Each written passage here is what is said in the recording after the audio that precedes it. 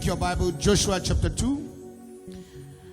I'm going to read from verse 1 through 9. Then Joshua, the son of Nun, secretly sent 2 spies from Shittim.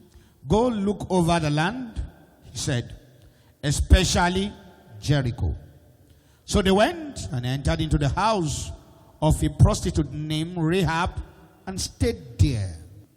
Then the king of Jericho was told, look, some of the Israelites have come here tonight to spy out the land. So the king of Jericho sent this message to Rahab: bring out the men whom came to you and entered your house, because they have come to spy the whole land. But the woman had taken 2 men and hidden them, and she said, yes, the men came to me, but I did not know where they had come from. Let's read verse 5 together, chorously, at talks. When it was time to close the city gate, the men left. I don't know which way they went. Go after them quickly. You may catch up with them. But she had taken them up to the roof and hidden them under the stalks of the flax, and she had laid out on the roof. So the men set out in pursuit of the spies on the road that leads to the fords of Jordan. And as soon as the pursuers had gone out, the gate was shut. Before the spies lay down for the night, she went up on the roof and said to them, I know that the Lord has given this land to you, and that a great fear of you has fallen on us, so that all who lived in this country are melting in fear because of you. We have heard how the Lord dried up the waters of the Red Sea for you when you came out of Egypt, and what you did to Sihon and Og, the 2 kings of the Amorites east of the Jordan, whom you completely destroyed. When we heard of it, our hearts melted, and everyone's courage failed because of you. For the Lord your God is God in heaven above and on earth below. May the Lord bless the reading of his word. Sit down balandociously on your enemy's head. I'll be sharing with us what I titled Rahab the Harlot. Rahab the Harlot. I begin to study the word of God, and I begin to see that our God is a God of majesty, and some of the things he does them with unique intentions, and he's a God that specializes in doing things we've not seen and we cannot explain. Some of you will ask, why this topic? Are you trying to promote prostitution or harlotry? You see, the Bible is a book full of mysteries, and sometimes when I read the Bible, I get myself amazed at the kind of God that we serve, with the pattern of the way he thinks. And that's why he says, your ways are not my ways, and neither your thought my thought. So as the heavens are far from the earth, so are my ways far from you.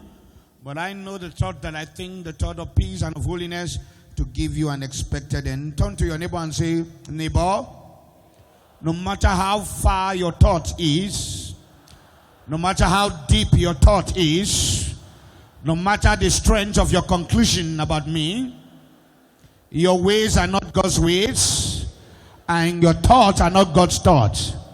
Say, neighbor, I'm glad that you are not the one that will judge me on the last day. Say it to your neighbor. Say, neighbor, I'm glad that you are not going to be my judge on the last day. Say it again. Repeat it again. Say, neighbor, I'm glad that you are not going to be the one that will judge me on the last day. Say, neighbor, for this I'm relaxed, pursuing heaven, and I know heaven is guaranteed. Give Jesus a clap offering.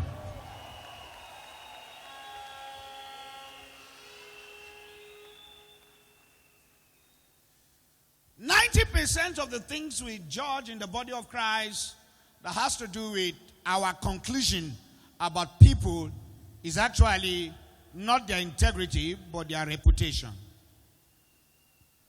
And when we talk about reputation, it's not even actually what you say about yourself, it's what people think about you and what the environment thinks about you. And now write the word reputation and then open bracket, put the word label and close the bracket. The label of a thing introduces the product. And when we talk about label, we talk about a name that introduces a product. And so what a product carry is the name that introduced that product. And so if I have a product here and I label the product with a particular name, then I introduce the product, then I advertise the product, then the product gains credibility or acceptability. And so what name I give to that product is what people are going to call the product.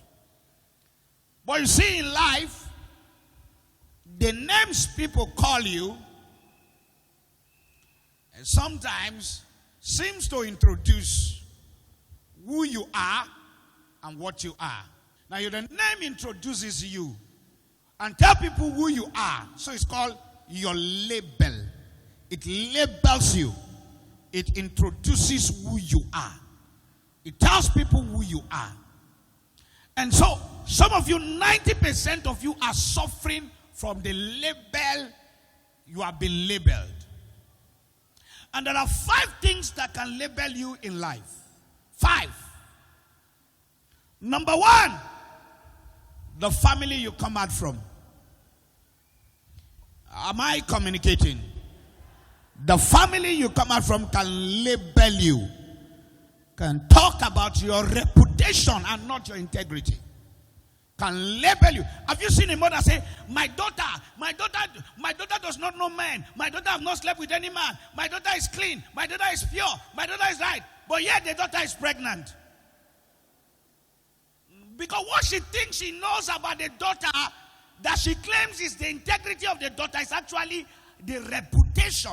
What the daughter makes her to believe about her.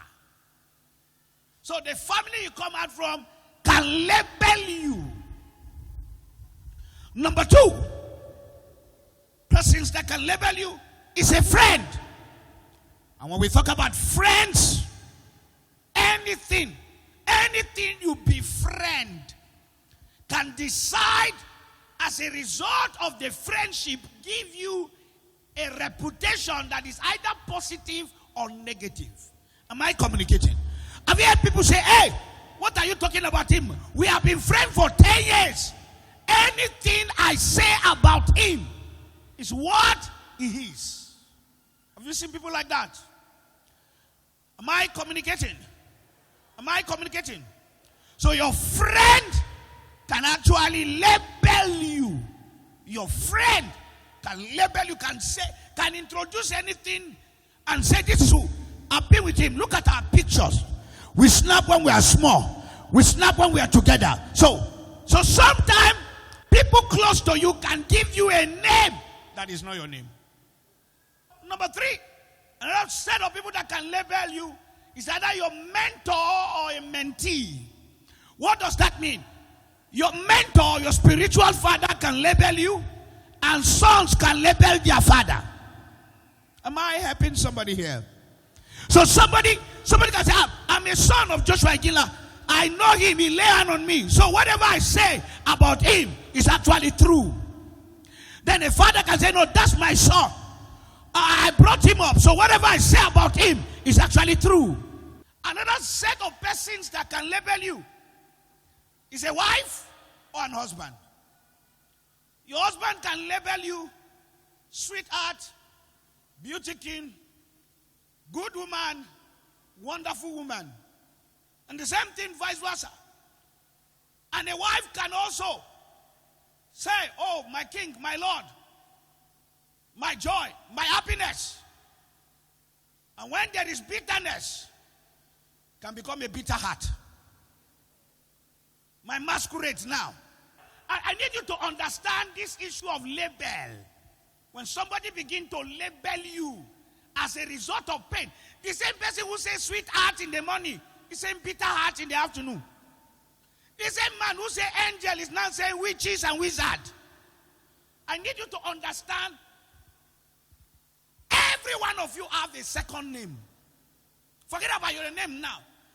The second name you have is the perception of people about you, either positively or negatively. The perception. The perception. Number 5. The community, the village, or the country you come out from can give you a label. If you've never traveled outside the country, sometimes there are countries you just go to. As soon as they see your green passport or a Nigerian passport, they tell you, step aside here. They begin to ask you stupid questions that does not connect to your person and your integrity. They don't look at what, they don't look at your personality. They look at the perception they have about your country and where you are coming from because of what they think about Nigeria. So, your passport is now misintroducing you to a country and an immigration officer that did not know you, that sees you well dressed, appeared gentle, but your country is making you not to look like a gentleman. He's suspecting you, he's asking you what is in your bag. He has to search and research you and search. Maybe there is a drug, maybe there is something. Am I communicating? That is a label. You never wrote love letter to it, but because you became a Nigeria, there is a misintroduction of your person. And now you are getting a reputation that you did not bargain for. Am I helping somebody? When we were in the barracks several years ago, one of my friends, we were growing up in the Lord, he backslided because his younger sister was caught. She stole something in the barrack, and then they beat her up, naked her, and was taking her from one block to another block. And now he is a popular pastor, and he was preaching, and we're together. He felt disgraced. And so when everybody saw him, they begin to label him as a result of the mistake or the sin that his younger sister had committed. And so they classify him as the same thing. So as a result of that, he became depressed. Now I want to address that perception that people have about you in this message. And there are 3 things that can make people have this perception about you. Number 1, the sin and the mistake you have made in the past. Underline that. The sin and the mistake you have made in the past. Men are very wicked. And thank God, they are not God. You know, if men were God, oh yeah, the rich man will live. The rich man will live. Oh yeah. And the poor man will die. If men were God, so many rich men will make heaven.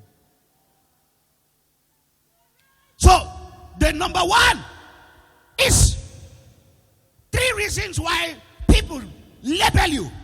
Your mistake in the past, your sin you have committed in the past.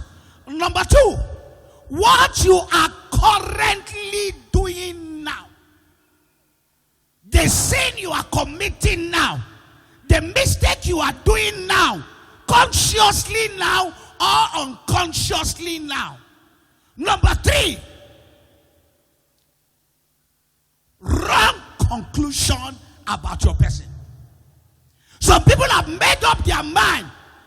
No matter how you try to What's your reputation? They have concluded their mind that this is who you are. You cannot change them. You cannot help them. The Bible says in the book of Joshua chapter 2 verse 1, and Joshua the son of Nun secretly sent 2 spies. He did not openly send the spy.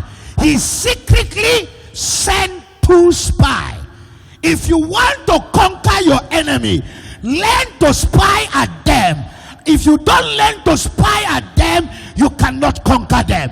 Sometimes in war strategy, you have to know the strength of your enemy, the weakness of your enemy in order to confront. It's only the end time church who want to overtake and don't know how to spy. In those days, God is interested in spying the land.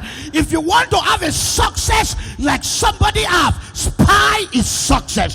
If you want to have a breakthrough that somebody have, spy the breakthrough. It is scriptural to spy. And when you are a spy, you are undercover. You are putting up a uniform that is not your own. You come in, you pretend, you sit down. The most powerful people on earth are not confrontational in mentality. They come and disguise, and that is why a lot of witches can fight you, because they can come into this church, sit down and underscore this church for 10 years in order to do and strike one thing. Can I prophesy? Every demonic spy in your family, in your marriage, at your place of work, sent to spy you to bring you down, I break them. If you don't spy them, they will spy you. Am I talking to somebody here? Anyone in your place of work planted by witches in order to paralyze your business, today I prophesy, hey, parakote para, I break their shackles, I break their shackles, I break their shackles, I break their powers, I break their hold, I break their hold. Everyone that is planted around you to get information in order to ruin your destiny, I break them, I break them, I break them. Today, be exposed, be exposed. The Bible says Joshua sent spy secretly. What does that mean? Why Moses was alive, Moses sent 12 spies, and Joshua was included with Caleb, and they went to spy the promised land. Imagine God telling you, I'm about to make you a president, a governor. I'm about to take you to Canaan land. But despite the fact God said, I want to take you to Canaan land, God said, you cannot enter that land if you cannot spy the land, because you can't conquer. What does it mean to spy? A prophetic sight. When you enter prayer, you can peep into 2019. When you enter prayer, you can peep into 2020. You can spy your future. You need to have a glimpse. You need to have a picture, because what you can picture, you can capture. If you have not entered 2019, you cannot be a success. And that is why entering the year before the year arrives, entering the place before you arrive, entering the next level in the realm of the spirit before you enter physically. Am I talking here? Driving the car before the car arrives, entering the position before the position arrives, counting that money before the money arrives, making budget before the billion arrives. You need to learn how to spy by the grace of God upon my life. I project to the future. I take you to your next destiny. Hey, I project you to your future. I take you to your next destiny. What stop your father will not stop you. Enter your next level. Spy your next level. Enter your next level. I prophesy your next level. Enter your next level. This is not who you are. Enter your next level. My name is Joshua Iginla. By the aurora on my head, I prophesy. Enter your next level. Enjoy your next level. Enter your next level. If you can see it, you can have it. If you can see it, you can have it.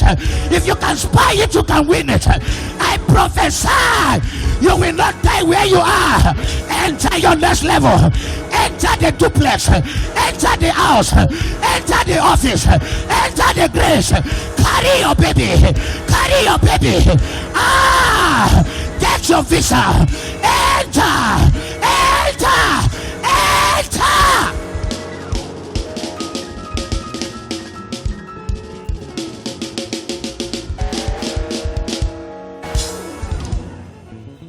If you cannot spy it, you cannot have it.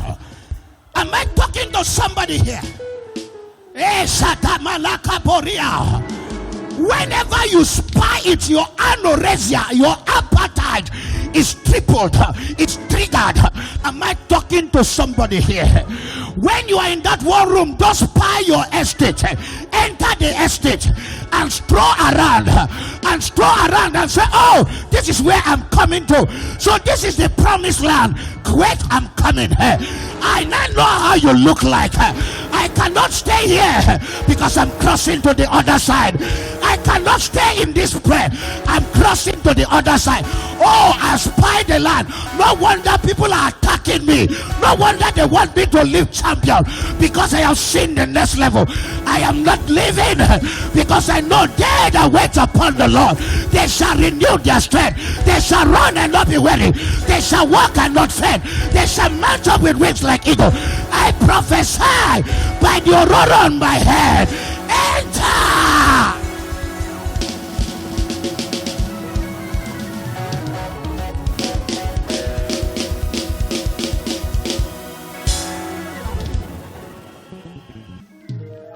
To be visionless is to be lifeless. Vision is your insight, foresight for your tomorrow. Anything you cannot spy, you cannot conquer and have. God encourages you to spy. You are fighting that woman selling food. Spy her. Go there and buy the food. Sit down and look at how she entertained her guest. And smile and look normal. You see, the problem why you cannot be great, you are criticizing people you are supposed to learn. You don't understand. Anybody will pass you, don't pass you. Stop fighting people who are above you. Spy them and know their secret. You cannot get what you are attacking. You cannot win what you are attacking. You cannot have what you are attacking.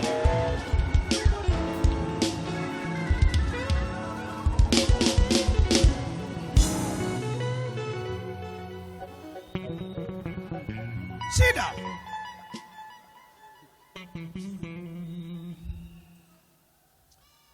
You will die a local champion if you don't learn how to go to the camp of your enemies. Sit down and look at their territory. You will discover that you are still turning a dish while they are not turning dish anymore. You know that local dish. Turn up. Network don't come. Turn up. Turn up. Those your enemy have left that level. Learn to spy. See, they did not went there to fight. They went there to spy. And when you are spying, you are gathering requisite datas. Relevant datas. You fight too much. You talk too much. You are talkative.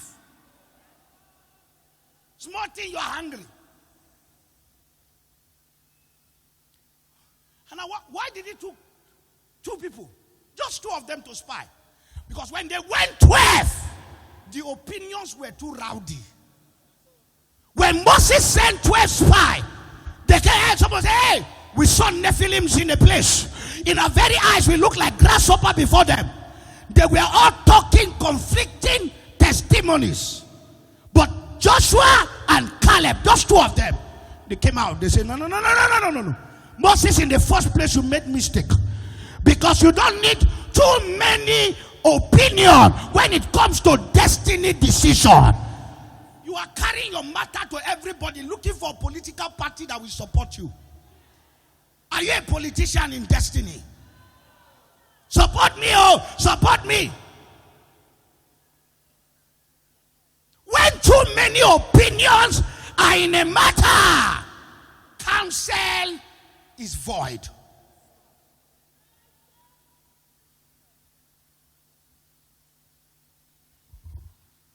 Your husband offend you, everybody must know your husband offend you. Are you a political party looking for supporters? Their endorsement does not change the opinion of your husband until you help your husband change his opinion about you. So when Caleb and Joshua went, they came, they said, no. For this other 10, we don't know what they are saying. But for us, our mindset is different. We are well able to go up and take the land. Although we see giants, the giants are not for us. Because if we are to confront the giant, we are small. But the giant are confronting Jehovah. So we know the giant are very small and infinitesimal before Jehovah overdo. You see their revelation. They were not the one looking at the giant. They were comparing the giant with Jehovah Almighty. So every time you meet a problem, step aside and compare the problem with the Most High God.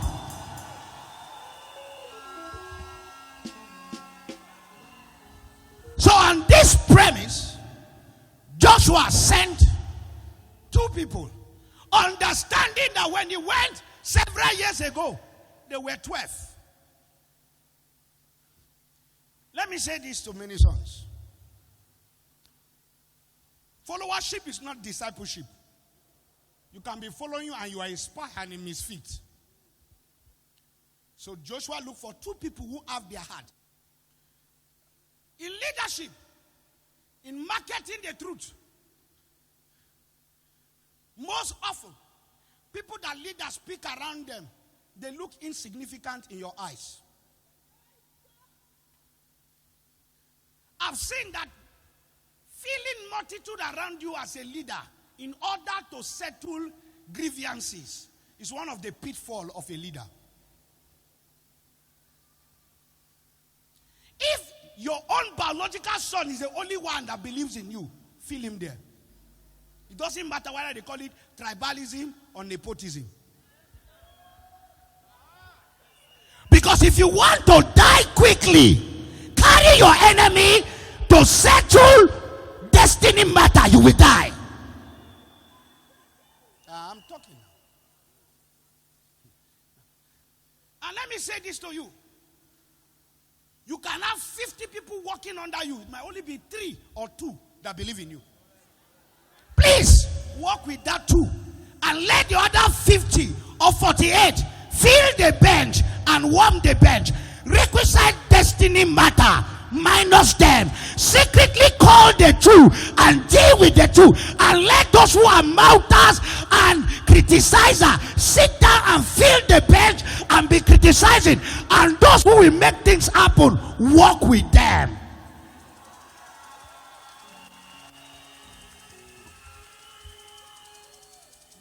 The Bible says he secretly. That means he had other leaders, but he did not let the other leaders know he was about to send 2 people, because their mouth is like basket.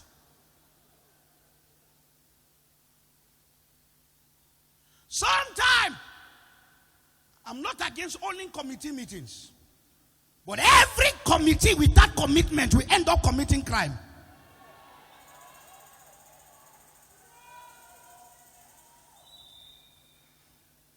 You see, it's not about only meetings that is the matter. What is the excess of holding meeting? And after we finish the meeting is published in the public space.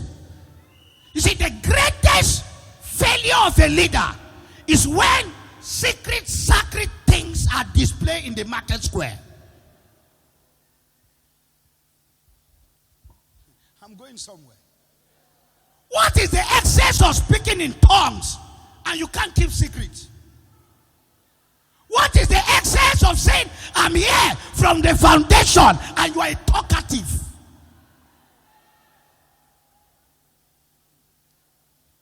My husband is hiding secret from me. Why will he not hide secret from you? When you are a television station that publish what is discussed in the bedroom. If you cannot keep the secret of your husband that you call a king, can you keep your own secret? The greatest power that can pull down anyone great is to confide with a person with a basket mouth.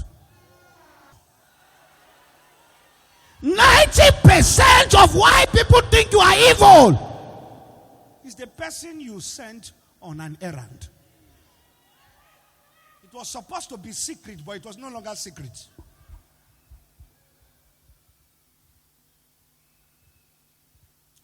When secret is punctured, faith is destroyed, trust is pulled down and raped.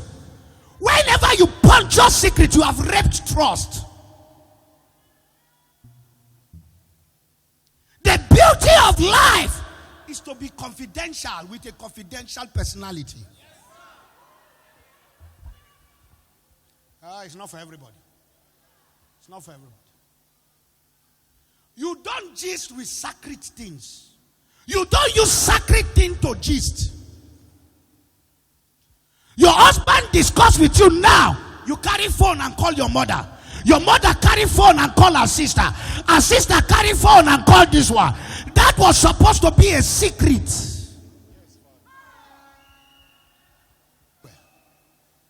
If a witch can keep secret, she is better than the pastor who has a basket mouth. Do you know why witches are very powerful? They are not powerful because they have a power. They are powerful because they are secret keepers. I'm going somewhere today. I'm not here to entertain you. I'm here to talk to your destiny. Your problem is the person you are sharing your life with. You have talked to them and they are misrepresenting you.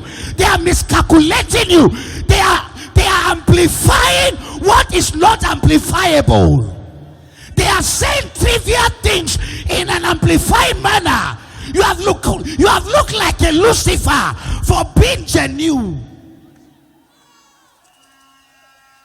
Sit down, let me go soon. He called, I don't know if I can finish this message. He called 2 people among all his faithful footmen. So, you don't need 12. Just 2. So then this errand, don't tell anybody. You have to go secretly. Leave the camp now this night. Don't carry bag. Pretend as if you are strolling. And just walk around and go away. And simple. And so, they left secretly. That is a man who took over from Moses. So the reason why Moses failed was because he was gathering people from the 12 tribes. You from the tribe of Reuben. You from the tribe. Sometimes that does not work in destiny. If you must win it, it must not be tribe. No. If you don't speak my language, you can keep my secret. Then you are the truth marketer. Even though am I talking here? If you are not from the same father and mother, but you can stand and cover my secret, then you are my marketer. I'm going somewhere. Not for everybody. You collected 10 million. Armed robbers attacked you because of a friend you shared with.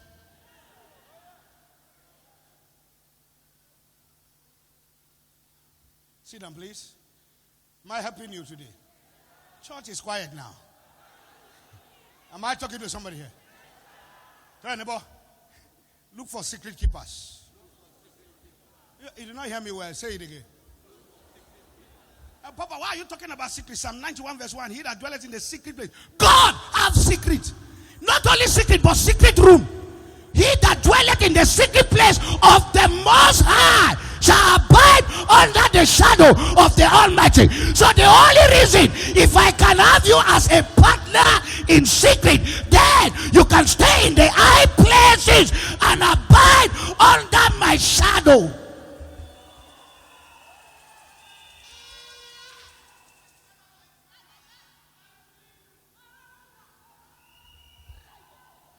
Hey, sit down, please. Can I say this to you?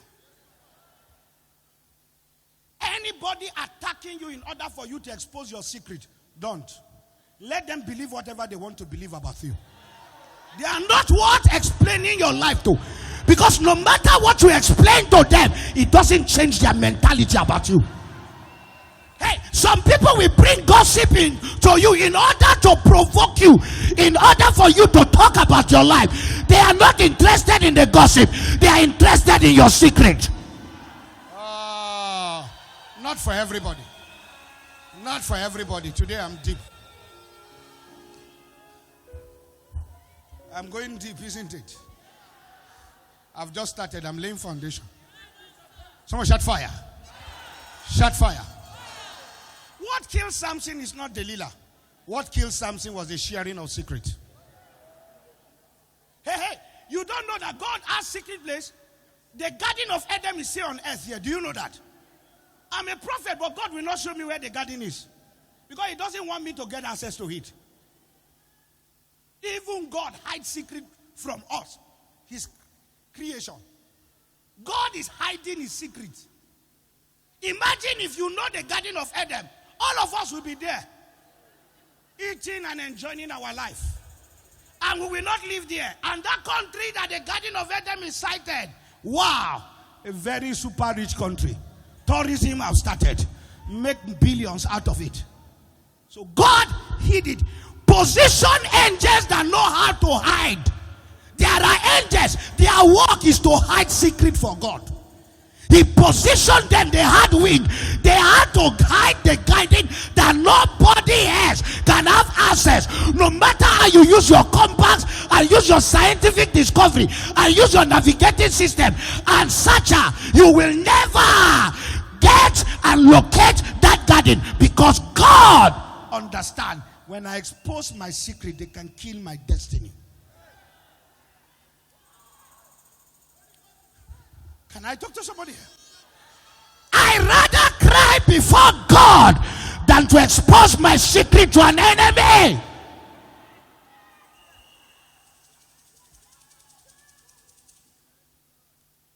Oh, it's going deeper, isn't it? It's going deeper. It's going deeper. Don't you see no man want to marry you? Every time they talk to you, they want to marry you, they tell you they are building house. Everybody, your girlfriends know.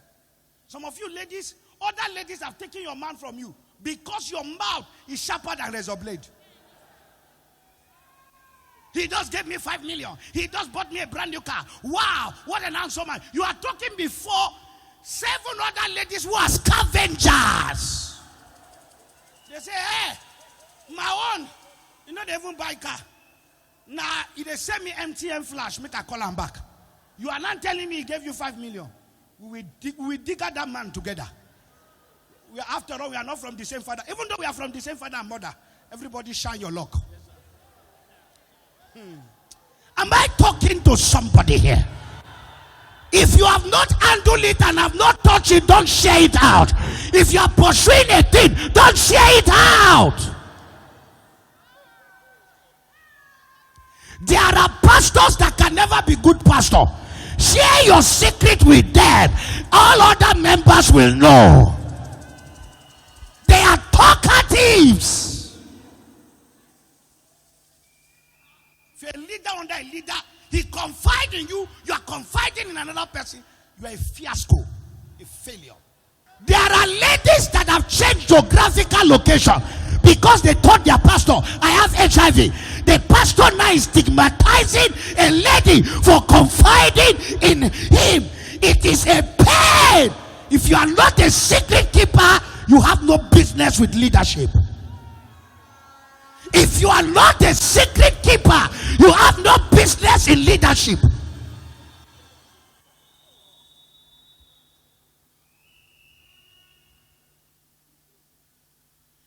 Some members have left Christianity because their pastor have injured them.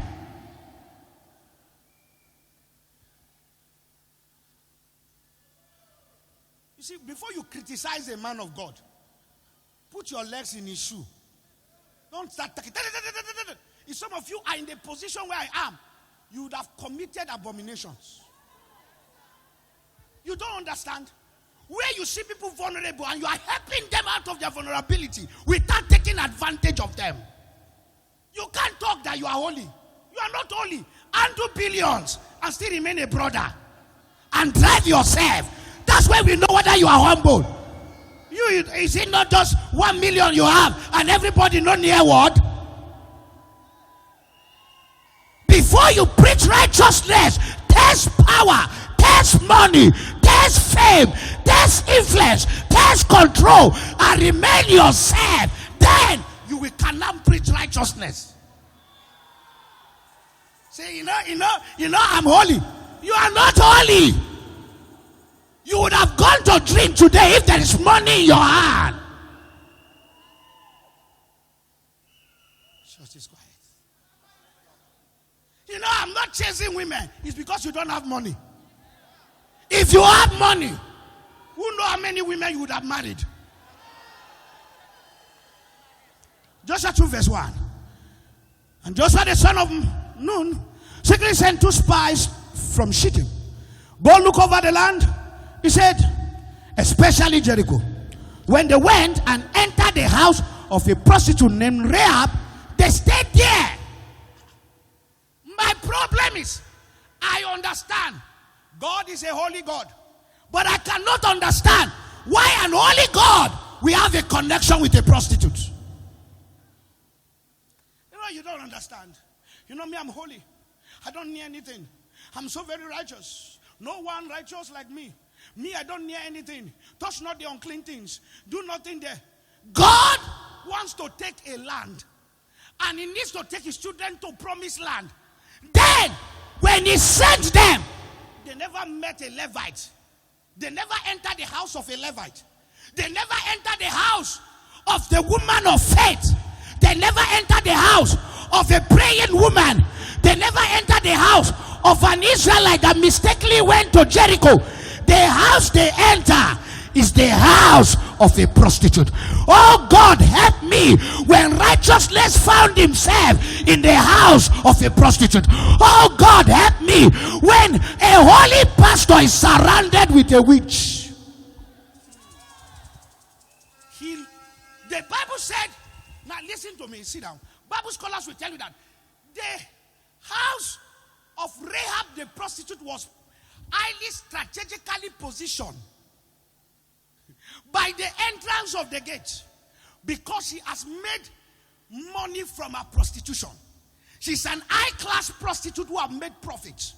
In fact, the king of Jericho knew her.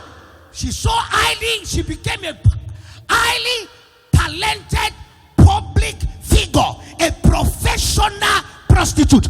She has a penthouse. You see, if you are too hypercritical, you can't follow God. If you are too critical, you end up, because of your criticism, enter hellfire. The ways of God are pathfinding. My question is, why should God make them mistakenly enter? No, it was a conscious and deliberate action. That's why I call it Rahab in the prophetic map of God. God strategically positioned a prostitute to house people of God.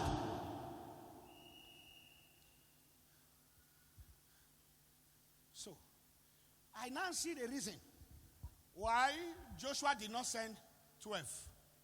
Because if they have gone 12, argument would have started. Hey, Shaparakata! I sense demon in this house. Hey, Kwatayarata! No, we cannot stay here. Let us go. Let us go. Hey! 2 of you have backslided as a result of your union. No. You need to understand. Oh, Lord, help me when I enter the house of the prostitute. but I'm not sleeping with the prostitute, but I'm passing through the prostitute to fulfill destiny. But everybody see, anyone that got through the house must have slept, but they went through the house. They are not sleeping with the prostitute, but the perception has labeled them that they visited a sex partner.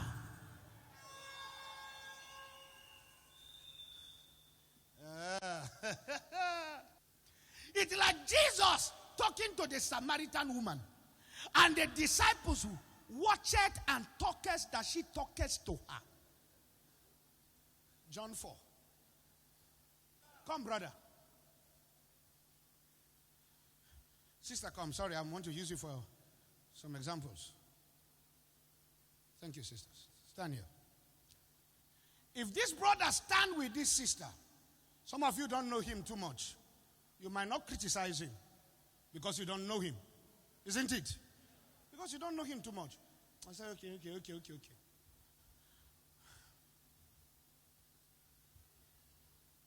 Brother, step aside. If Joshua Iginla stand close to this sister, what is going to start happening? Even as I'm talking, if they take the picture, it's a wahala.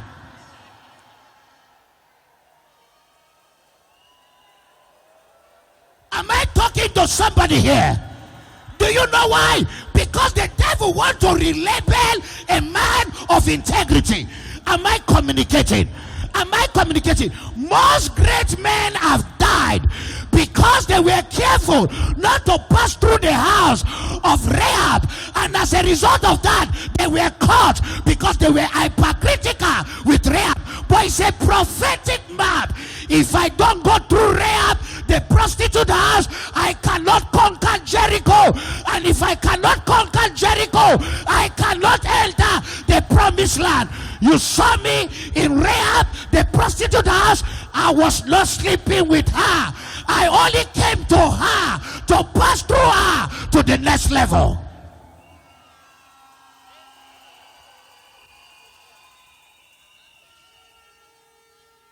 Am I teaching here?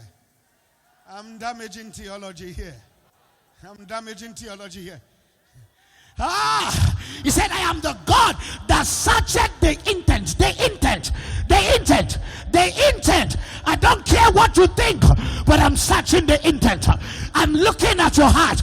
When you see Papa Joshua and you lie down and you say good money, I know when you are really saying good money. You might lie down and you are mocking him. You might not greet him and you are accepting him.